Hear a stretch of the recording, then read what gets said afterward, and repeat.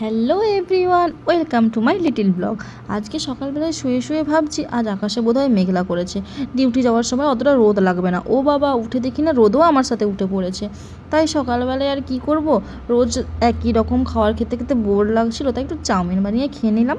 তারপরে ভাবলাম একটু সাদামাটা কিছু রান্না করি, তাই ভাত, ডিম আলু মাখা, ডিমের ভাজা আর পাতলা ডাল দিয়ে ভাত খেয়ে নিলাম।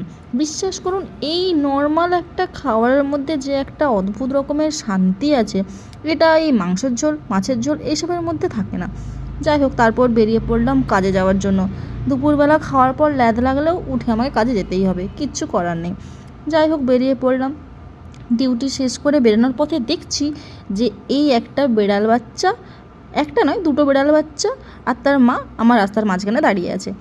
আর এই দুটো বেড়াল বাচ্চাকে দেখে মনে হচ্ছে যেন আমার ভাই আর আমি ঝগড়া করছি। বাড়িতে আমরা ঠিক এভাবেই ঝগড়া করি। যাই হোক, তারপর ডিউটি শেষ হওয়ার পথে বাড়ি যাওয়ার সময় কিছু একটা খাবার কিনে নিয়ে চলে গেলাম।